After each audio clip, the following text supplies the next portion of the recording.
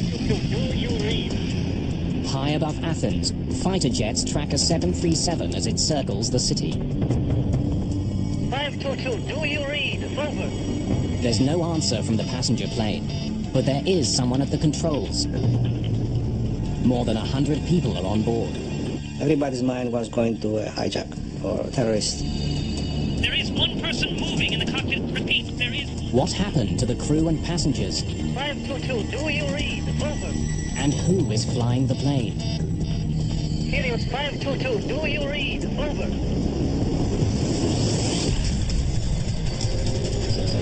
Mayday, Mayday.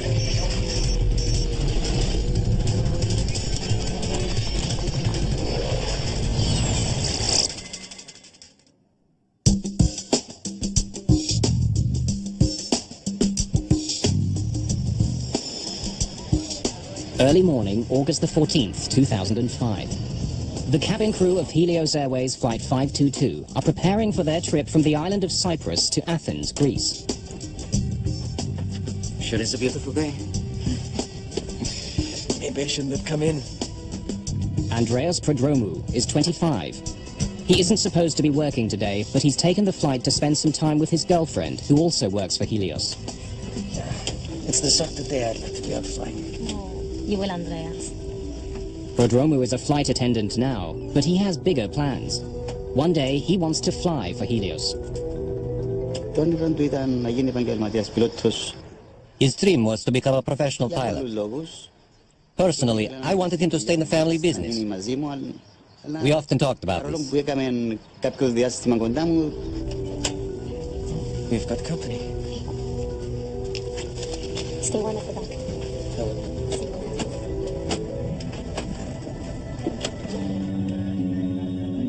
In the cockpit, the flight crew is occupied with the daily routine of preparing their jet for takeoff. It's bright today. Captain Hans Merton is an East German, a contract pilot hired by Helios for the busy holiday season. Are you almost through? Pardon? You almost done. Nearly. His co-pilot is from Cyprus. Pambos Charalambous has been working exclusively for Helios for the last 5 years. Before beginning any flight, crews are required to perform dozens of checks on various pieces of onboard equipment. It's a routine but necessary procedure. Doors closed. Sorry, could you start trains with your seatbelt? Helios is a charter airline with low-cost fares to Greece. It's a summer weekend and the plane is filled with families. In all, there are 115 passengers on the morning flight. If you need any more help, let me know. We're just about to take off. There are no fare, no frills. They don't even serve you refreshments during small sorts of flights. But they offer another possibility for the budget-minded traveler. Paros Dimitriou and Maria Rikou are traveling to the Greek island of Patros. They just got engaged. They booked this holiday a month or more than a month ago. It was like a honeymoon for them. Flight attendants, please take your seats. Prepare to take off.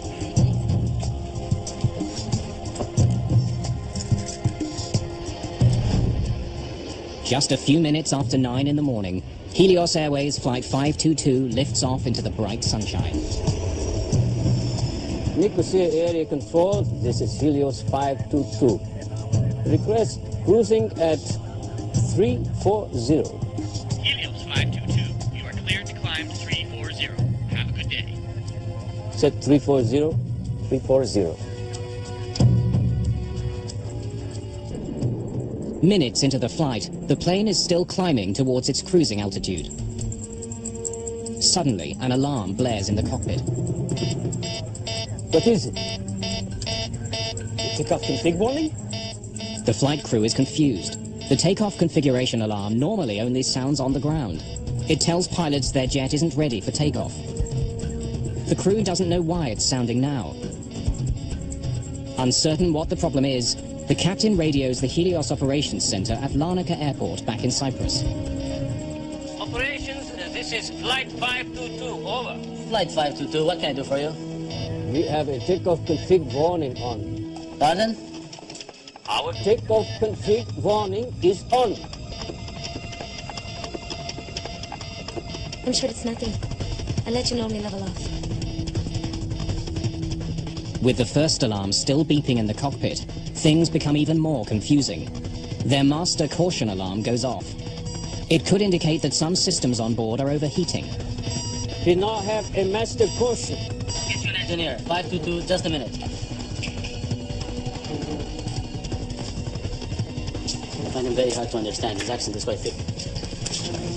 Flight 522, what can I do for you? The ventilation cooling fan light are off. Sorry, can you repeat? While the pilots and ground engineers try to troubleshoot the two alarms, most passengers have no idea there's a problem until... Everyone, stay calm. Please remain seated. Everyone, please put the oxygen masks on completely over your mouth and nose.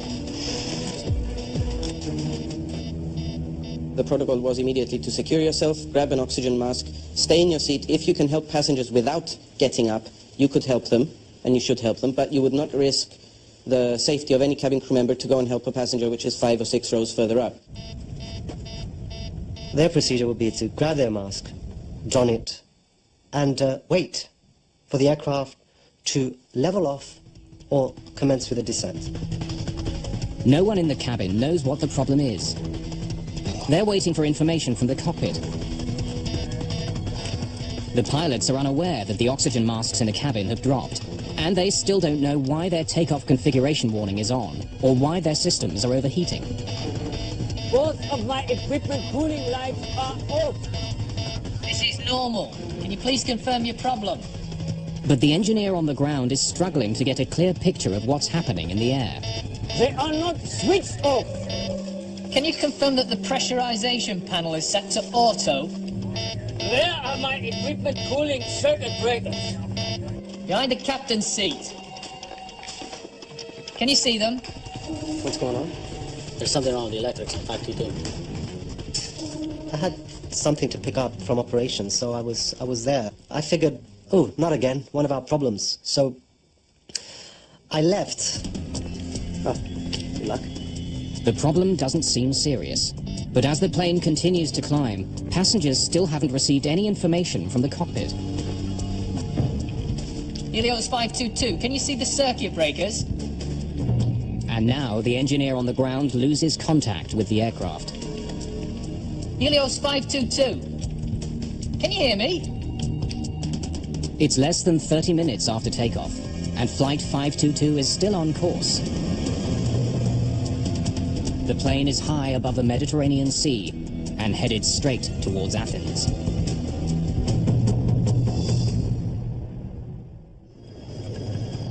August the 14th, 2005. A Helios Airways 737 with 121 people on board is circling in the sky near Athens. Helios 522, can you hear me? Shortly after leaving the island of Cyprus, 2 different alarms had been triggered on the plane. The flight crew was trying to solve the problem with the help of ground engineers. But now radio contact with the plane has been lost. Air traffic control can't get any response from the captain or co-pilot. The flight to Greece normally takes an hour and a half. But the passenger jet has been in the air for over 2 hours, circling in a holding pattern. We heard that there was an airplane which was flying into the Greek territory and had no communication. Everybody's mind was going to a hijack or to terrorists. More than 3 million people live in Athens. A plane slamming into the city could cause an incredible loss of life. This is a runaway aircraft. It's a possible hijacking or it's a possible terrorist act, so let's involve the military. The Greek Air Force scrambles 2 of its most sophisticated fighter jets to investigate the Helios plane. Helios 522, do you read? Over. But the pilots aren't getting any response. One of the jets flies closer to the cockpit. Someone is in the co-pilot's seat, slumped over the controls. But there's no sign of the captain at all. The fighter pilot radios air traffic control in Athens. Athens ACC, there is one figure in the cockpit of Helios 522. He appears non-responsive. Athens ACC, checking the cabin. He can see passengers in their seats, but none of them reacts to the presence of the jet.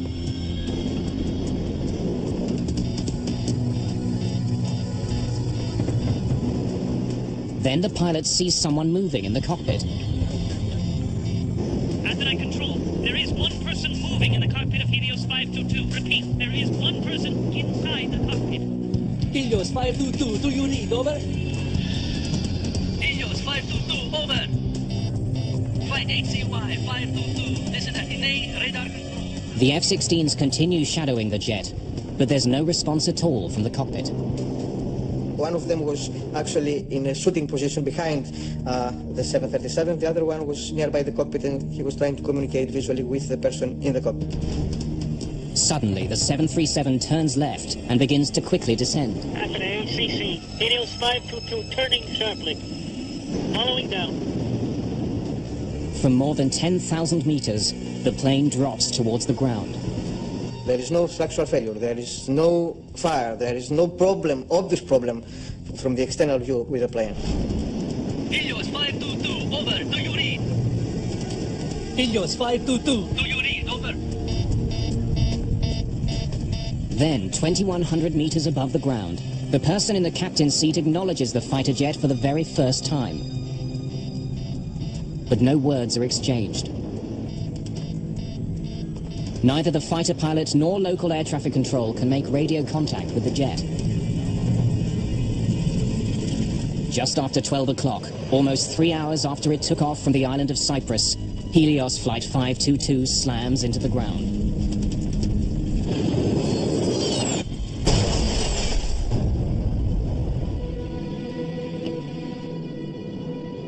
Athens ACC, Helios 522 is down. Repeat, Helios 522 is down on Grammatico Hill. Over. Fire and rescue workers rush to the crash site. There are no survivors. Flight attendant Lazaros Temetsian is stunned by what he hears at the company's operations center. It was the most chaotic scene I've ever seen. When I went back, our operations controller said that he lost the aircraft, and his eyes, he's starting to cry. Helios is a small company with just 3 jets. Members of the cabin crew have been working together for years. For Paul Simeonides, news of the crash is particularly terrifying. He's a flight attendant for the airline, and so is his fiancée. I think that must have been the worst 30 minutes of my life following that first image, because Victoria was flying that morning to Glasgow. I had everyone and his brother, every person we knew was calling me up to find out if I'm alive, if Victoria is alive, what happened, why it happened. At first we said it takes 1 hour and a half to go to Greece, so probably it's not that plane. And it took about 2 or 3 hours later to know that Paris and Maria was on the plane that crashed. Andreas Prodromu's father didn't know his son had been called to fill in on Flight 522. I was told that Helios aircraft was lost by radar, and air controllers couldn't contact. I got worried. I called Andreas's phone. He always had it on, and unfortunately, he wouldn't answer. After that phone call, I felt as if the ground was pulled out from under my feet. It's the worst air crash in the history of Greece. Most of the 121 victims are from Cyprus. The small island nation declares 3 days of mourning following the crash. It's an eerie disaster.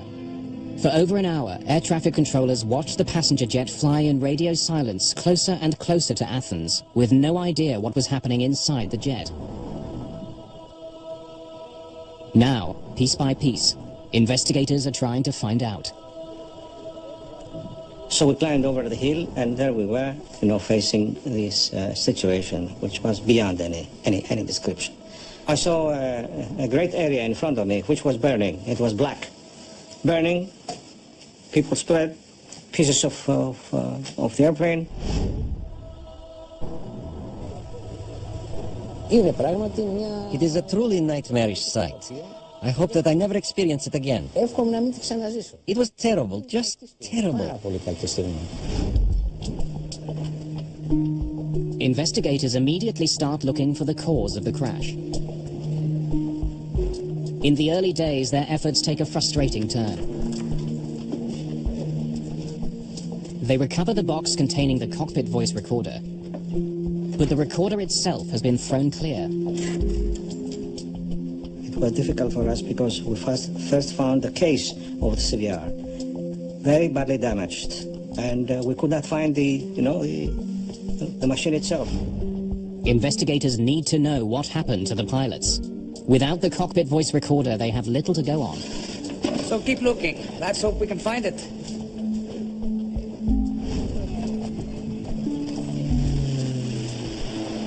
Bodies recovered from the wreckage are brought to the offices of Athens' chief coroner. Autopsies add more mystery to the case. Everyone on board the plane was alive at the time of the crash. There were scenarios at the time that they had all died in midair. But the truth, they did not die from inhaling a toxic substance in the airplane or from an explosion.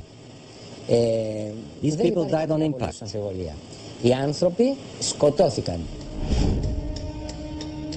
But if the passengers were alive the entire flight, why didn't the pilot of the fighter jet see any activity inside the cabin? And who was at the controls as the jet circled over Athens? When investigators find tissue samples in the remains of the cockpit, they make a stunning discovery. The person at the controls of the plane when it crashed was flight attendant Andreas Prodromou, a last-minute addition to the cabin crew. But why was he in the cockpit? Was he trying to save the plane? Or did he deliberately fly it into the ground? Several days after finding the outer case of the cockpit voice recorder, investigators find the recording itself. When Chief Investigator Tsoulakis listens to the final moments of the flight, it answers a vital question. Mayday. Mayday. This was no terrorist act. Flight 522. Prodromou was calling for help. Mayday. Tsoulakis hears 5 separate Maydays on the tape, even though none of them were heard by the air traffic controllers. From the first moment that they saw someone in the cockpit, believe me, I was certain it was Andreas. He wasn't a coward. He knew something about planes, and he had the capacity to do something.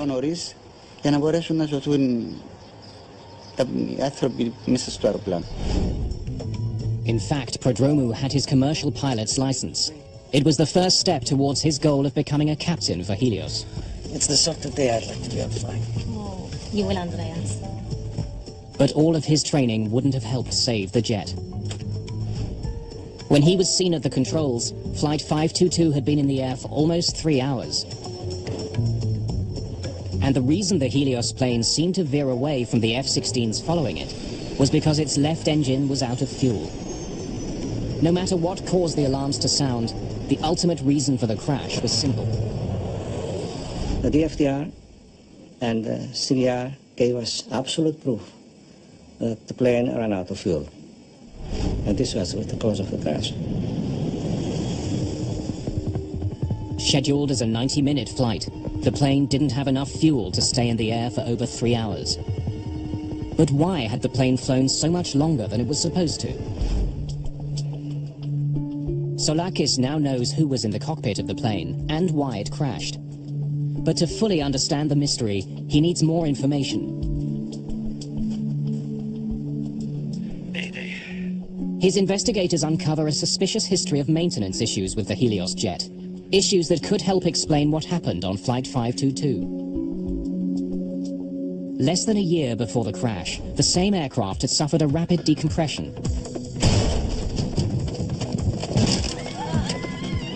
Lazaros Timetsian worked on that flight.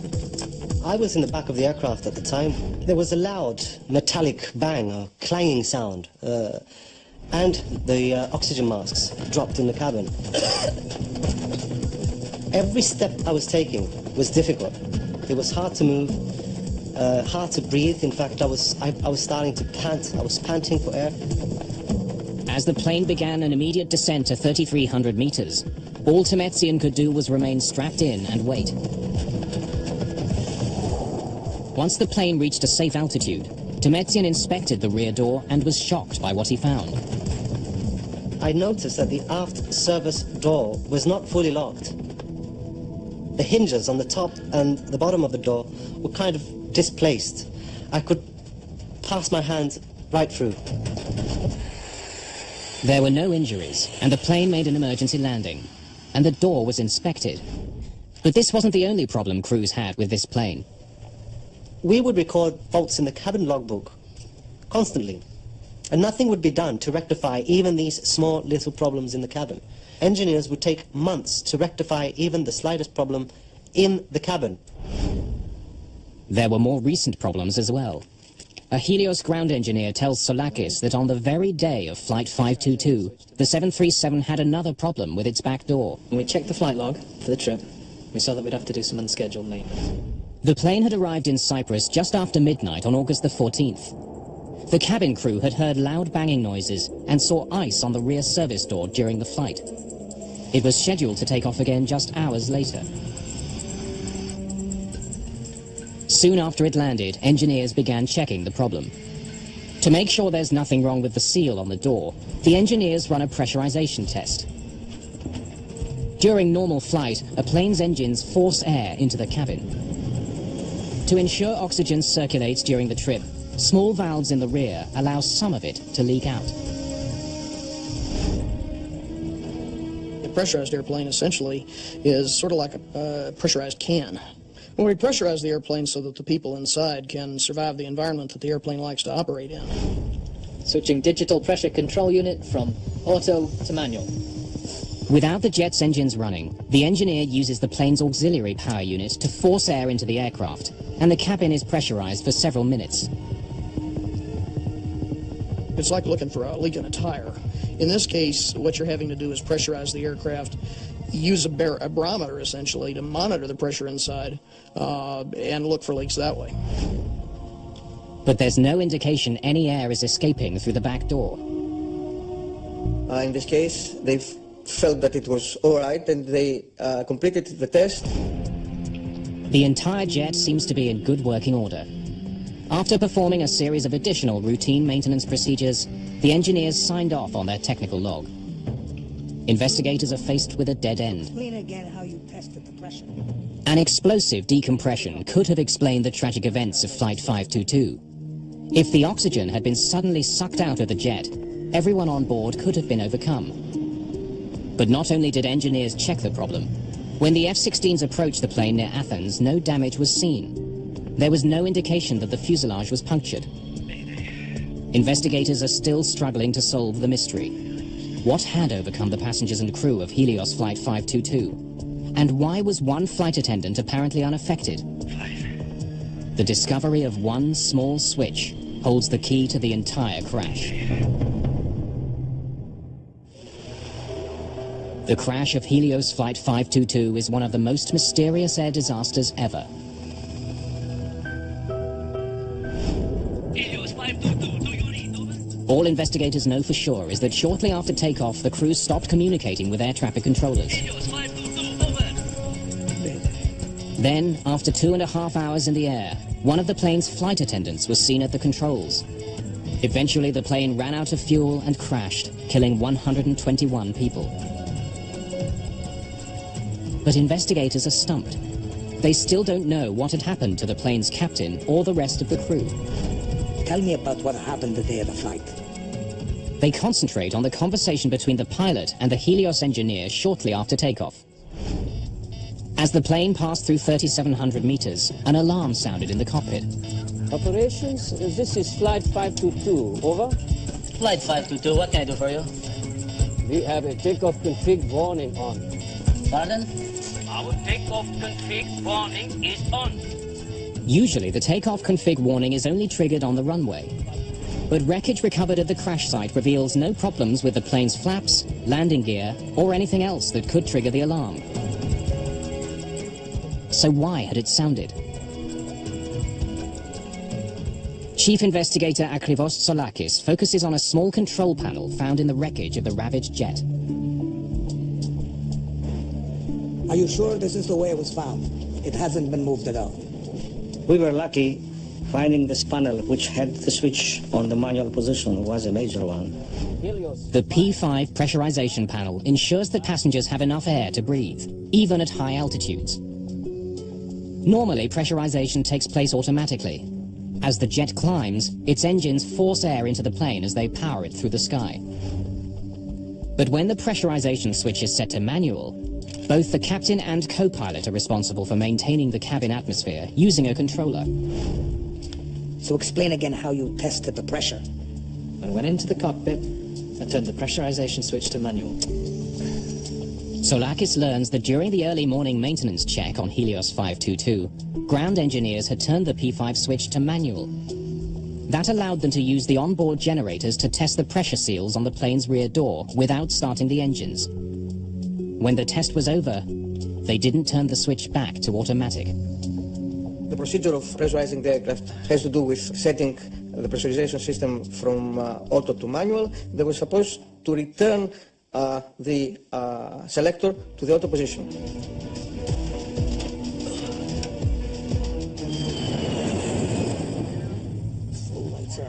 Several hours later, when the flight crew entered the cockpit, the pressurization switch was still set to manual. The air switches is bright today. Are you almost through? But neither the pilot nor co-pilot saw it. As a result, after takeoff, the cabin would not pressurize automatically. And the higher Flight 522 climbed, the thinner the atmosphere became. Not turning the switch back to automatic was a deadly hidden danger. Are you sure this is the way it was found?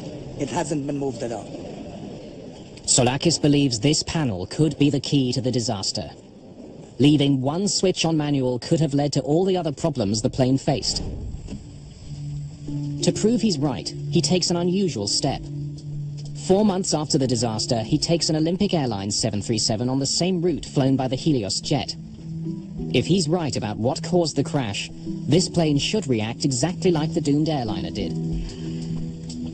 Are we ready to go? When there is a complicated accident like this, I think reenactments should be performed. Of course, it's expensive to have a jetliner flying for 3 or 4 hours, but it is worth it if you have to come with some results which benefit to the overall investigation. Make sure the P5 is set to manual.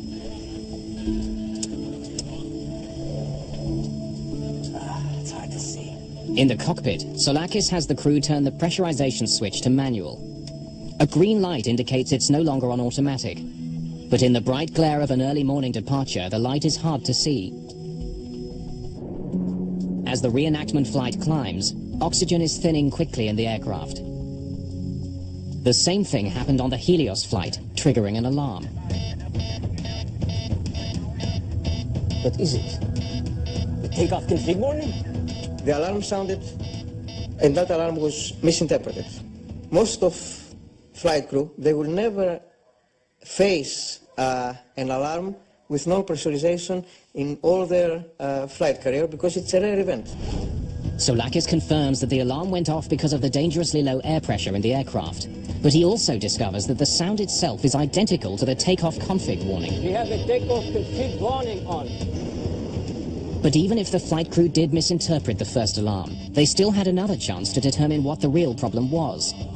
At almost 5,000 meters, the plane's master caution light flashed on and stayed on for almost a minute. We now have a master caution. But once again, the pilots misinterpreted the cause of the alarm. The master caution light can indicate that the plane's systems are overheating. But it can also tell pilots the oxygen masks are down. In this case, it was doing both at the same time. But since the crew didn't think they were having pressurization problems, they focused on the plane's cooling systems. The alarm about the non-cooling was a side effect of non-pressurization. Actually, it was not really that there was a high temperature inside the avionics bay, but it was the sensors that they were supposed to measure the temperature and the pressure in that area sensed that something was wrong. On the recreation flight, investigators monitor instruments recording the same events occurring on board their aircraft. At the same time, they also begin to feel the effects of the lack of oxygen. The first feelings you'd start to have were your ears would pop and you'd start feeling pressure in your sinuses. As you climb higher, you begin to feel almost giddy. It's almost like having a couple of drinks of alcohol. The dwindling oxygen levels could also help explain some of the crew's bizarre behavior.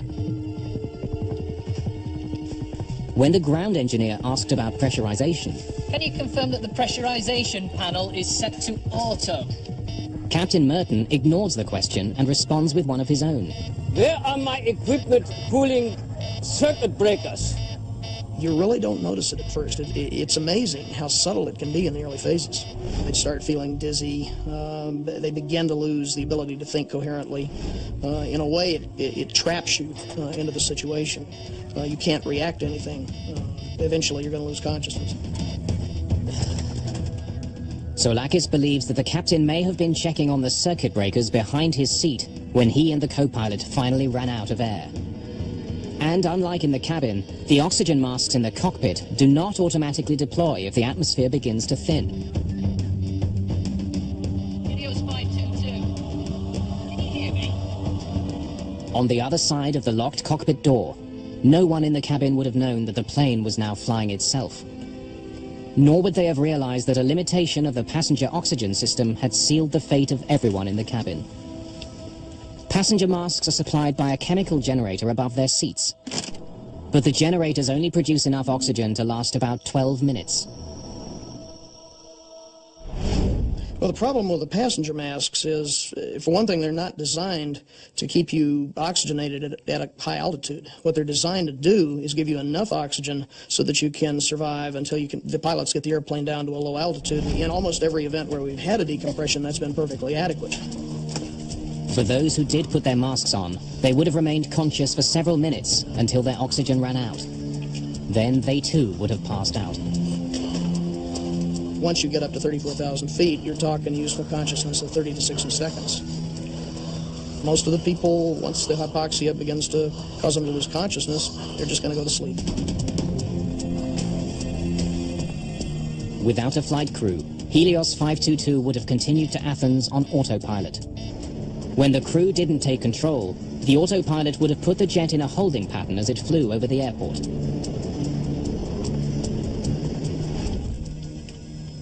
Exactly the same thing will happen on the reconstruction flight if cabin pressure isn't restored. Soulakis asks the co-pilot to reset the P5 panel to auto before the jet continues to climb to its cruising altitude of just over 10,000 meters. Then, as it approaches Athens, Soulakis also has an F-16 shadow the jet, performing the recreation. He wants to confirm that it was Andreas Prodromou at the controls of Flight 522 when it went down. We dressed one of our guys with the uniform of the steward. He came in, he sat on the captain's chair, and the F-16 was looking at him. He was confirming that it was exactly what he saw on the accident plane. The reconstruction also answers another question about the tragic fate of Helios Flight 522. The cockpit voice recorder picked up several strange noises. They're heard just before Prodromou enters the cockpit.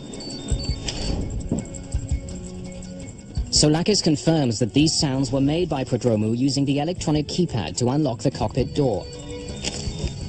We confirmed all those items and during the enactment flight, and it was very, very useful. It filled a lot of gaps we had.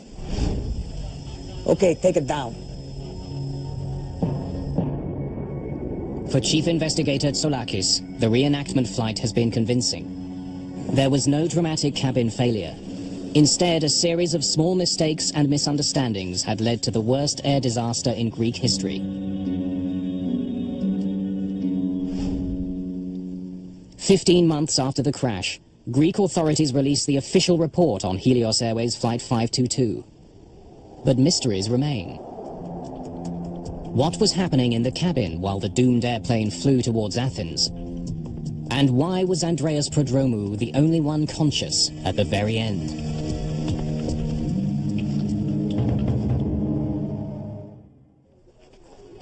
The crash of Helios Flight 522 was the worst disaster in the history of Greek aviation.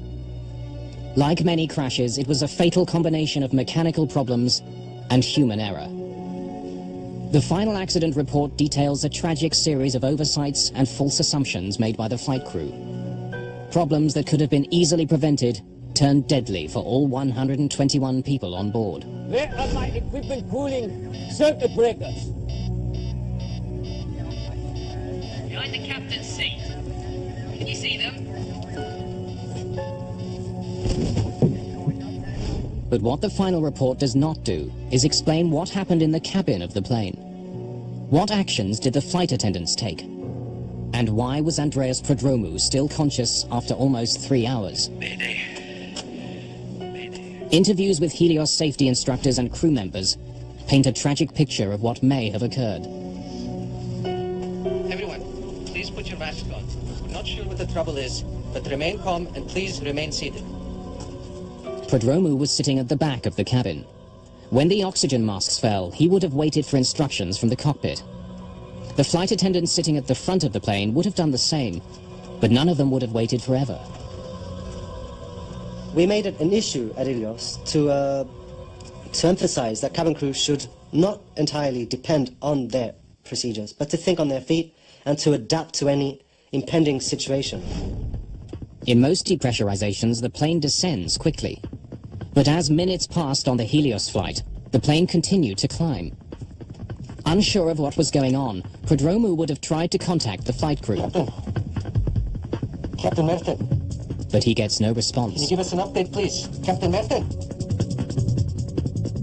With no word from the cockpit, he would have soon realized that this was not a typical depressurization. When there was no call out from the cockpit and the aircraft didn't start an emergency descent, there was absolutely no protocol. They would be winging it.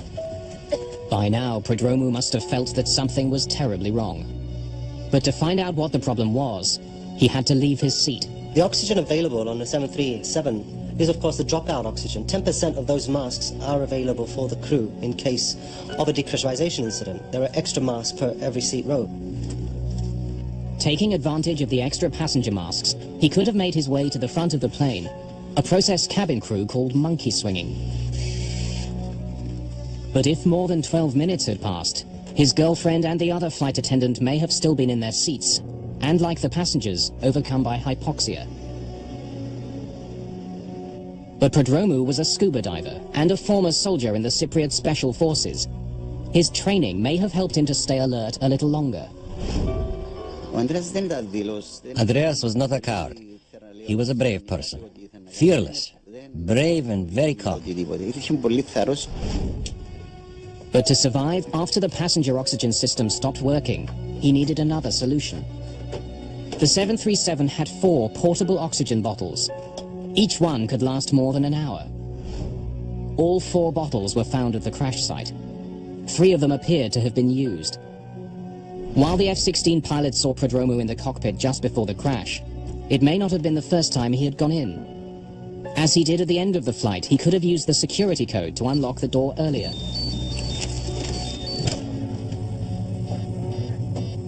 The procedure would be to enter the flight deck via the cockpit door. Initially to bang on the door, and then, if no response is forthcoming, to enter the code and enter the flight deck. During the accident investigation, DNA was discovered on an oxygen mask in the cockpit that matched the co-pilot's. It's possible Prodromou used it to try and revive him. You can still revitalize somebody for quite an extended period of time if you get to them before major brain damage is set in. And that's somewhat a variable situation depending on the person, depending on how long they're exposed to a high altitude. But if he was in the cockpit earlier, why did he leave? No one will ever know. Probably was a little bit disoriented, a little bit confused. He's reacting a lot slower than he normally would. What was his state of mind? What was his physical condition? We think that he knew what was really the problem, but is that the real situation? It's a real question. After 3 hours in the air, everyone who didn't have bottled oxygen would have been unconscious.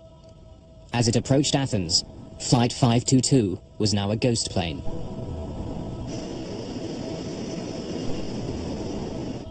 Most of the victims, they probably still had heartbeats when the airplane crashed, but almost certainly were in an irreversible coma. Hypoxia is no more painful than falling asleep. But for Andreas Prodromou, the flight must have been a nightmare. As the F-16s roared to meet the jet, and with his oxygen running out, he must have known that he too was almost out of time. Yet to the very end, he didn't give up. Prodromou made one last attempt to save the plane. When he returns to the cockpit, the young flight attendant who dreamed of becoming a pilot calls for help. But no one can hear him, probably because the radio was still tuned to Larnaca, the airport on Cyprus where the flight had taken off. Fighting hypoxia and struggling to control an airplane larger than any he had ever flown, Prodromou was in an impossible situation. Even if he could have landed the plane, it was now too late. Flight 522 was out of time and fuel.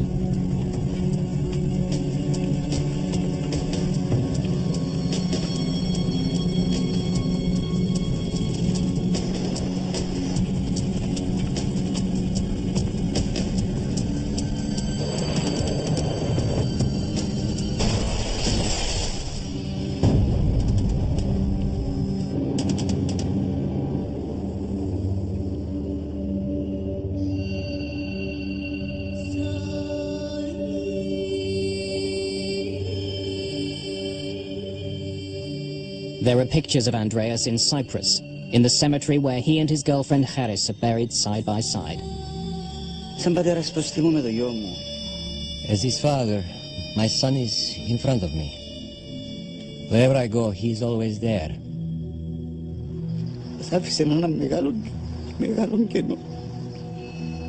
He left a very big gap.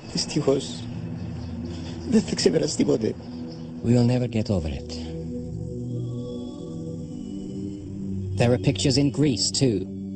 On the hill north of Athens, where Helios Flight 522 crashed, there are faded photographs of many of those who died.